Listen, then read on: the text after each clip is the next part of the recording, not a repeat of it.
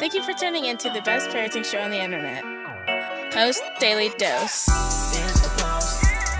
It's the Post. It's the Post. The Post Daily Dose. It's the Post. It's the Post. It's the Post. The Post Daily Dose. It's the Post. It's the Post. Welcome to another episode of Post Daily Dose with me, your trusted parenting advisor, faithful guide and servant on the healing journey. What's my name? Big Papa Bryan+Post. I tried to sign on to the Wi-Fi, so I'm not good. Not sure what's going on with my Wi-Fi. No, my Wi-Fi is not showing it's connected. Yes, it is, but the signal's not good. It's weird. Technology. So, Big Papa coming to you today from Oakland, California, out here assessing a family for wraparound services, and been out here all day. Got here, left Eureka this morning at 8 o'clock, got up at 5, had a staff meeting at 6:30 on the phone, and then hopped on the plane and got on out here. So, been out here all day. And spent some time with a really cool kid and a nice set of parents. But, and I'm tired.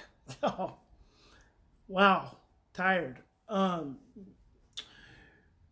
So it made me think, because he's 18, this young man, and it made me think about the conflict that adoptive parents oftentimes have with their adolescents. Their adolescent children that they're oftentimes unaware of. And and I say adoptive parents have with their adolescent child or children, but it's really the challenge the adolescent has with themselves. And that is the conflict of getting older. And so a lot of times what we don't realize, and this is not just adopted adolescent children, this is all adolescent children, and it is a part of the conflict. So if you want to wonder what, if you want to know the answer to what may be a part of the challenge going on with your teenager when you are, pushing up against the rebellious teens and all that stuff. Hey, Mimi. Hey, Kelly Bill. Oh, and I did put in the subject of tonight's Daily Dose that this is the last final days to register for Kelly Belt's 8-week online adoptive moms webinar, so a course. So if you haven't done that already, I really encourage you to do that. Just click the link and put in code POST, and you'll save $100. So that's for our posties. But it's going to be, I think it's going to be a fantastic 8-week course. So if you need to go deep, Kelly's going to help you go deep. So you're welcome, Kelly. So there's 4 spots left, only 4 spots left. So snatch it up. It'll be a much better investment than Black Friday. So one of the challenges you are dealing with your teenager that they don't know about themselves, that you have a hard time understanding, is the conflict of actually getting older.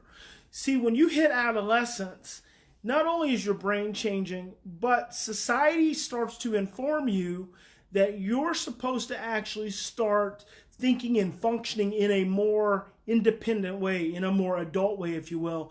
The craziness about that is that the orbitofrontal cortex, our social and emotional control center, doesn't complete its development until you're almost 25 years old.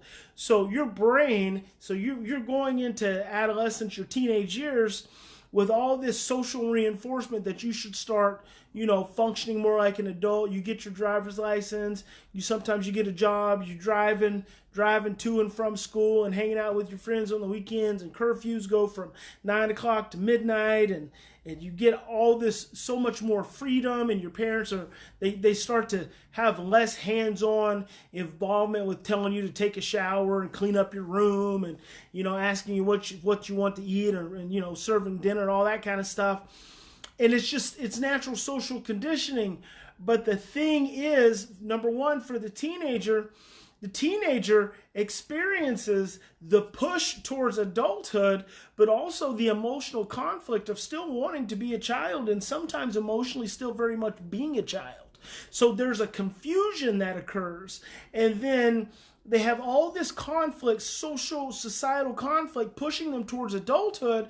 They have this emotional insecurity around adulthood and actually wanting to cling to the parent still and still be the child. And that's why a lot of times with your teenagers, you're dealing with a lot of emotional regression.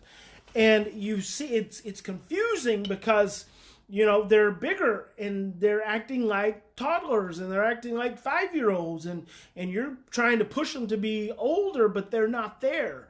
That's the conflict. That's the emotional conflict. And it's also the neurological conflict that's at work in the adolescent brain. Now, there's that piece. Now, here's the parent piece. The parent piece of that is that society says your teenager is now supposed to be a young, functioning adult. So you start doing all these things as though they're adults, but at the same time, you see you're still looking at your child. So then you're actually creating a push-pull dynamic also. So you're wanting and expecting and encouraging them to do these independent things, but at the same time, you're still doing these things like, you know, hovering over them and telling them what they can do and what they should do and when they need to be home and getting upset with them when they, you know, when they don't pick up after themselves. And you're still very much treating them like a child and not like a young adult. So we as parents have that neurologic emotional conflict also. Now here's the piece that's the different level, kind of the next level with adopted children, adopted adolescents. And that is the fear of leaving the home. See, adopted children don't come from that same foundation of security. So it's almost like the baby bird in the nest.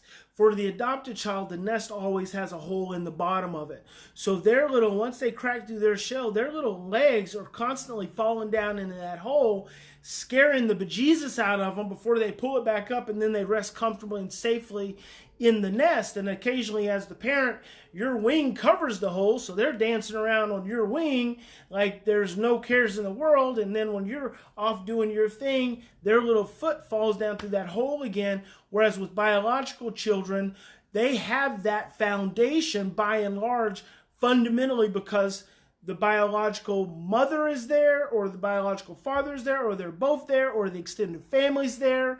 There's this level of security that comes in being able to look at people that look like you.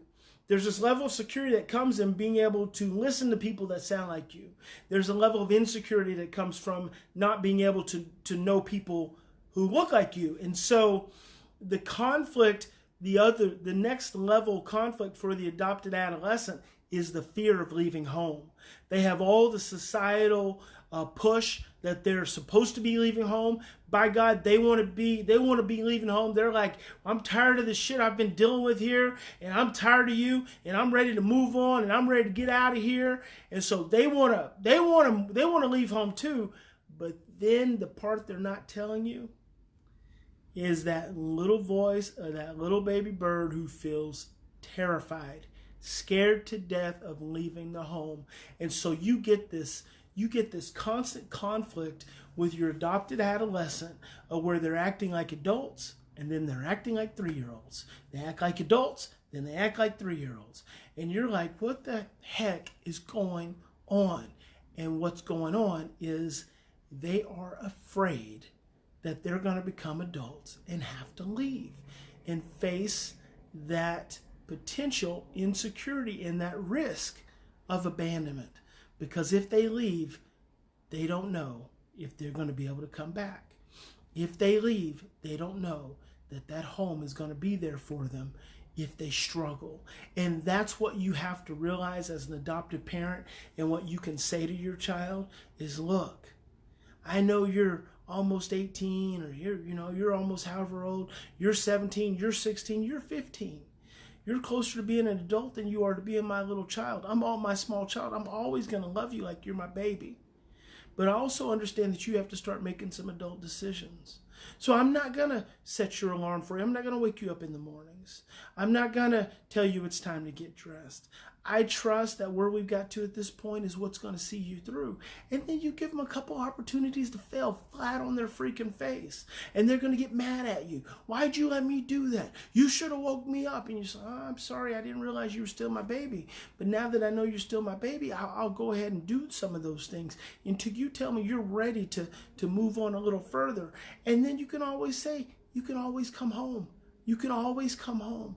And when you leave this house, this house, me, my heart, this family is always yours. It's always available. You can communicate that level of security. And that's just something that came up, made me think about based on the family I was working with today. Because this young man's 18 and he's had a lot of challenges for a long time.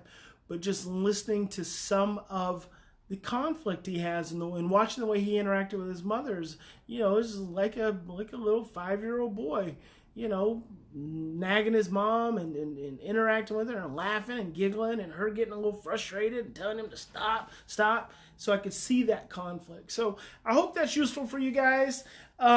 Remember, in any given situation, we can always do one of two things. We always have two choices. We can continue to express process. I'm tired, guys.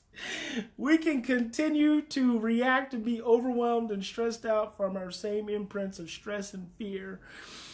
Or we can stop, we can slow down, and we can take 3 to 10 deep breaths and choose love. And I hope you guys will choose love. God bless each and every one of you. Big Papa loves you. I hope I have more energy for you guys tomorrow. Have a fantastic evening. And again, click that link. Find out what that 8-week course, that Adopted Moms course with Kelly Belt is all about. And take advantage of that $100 discount. God bless everyone. We'll see you tomorrow.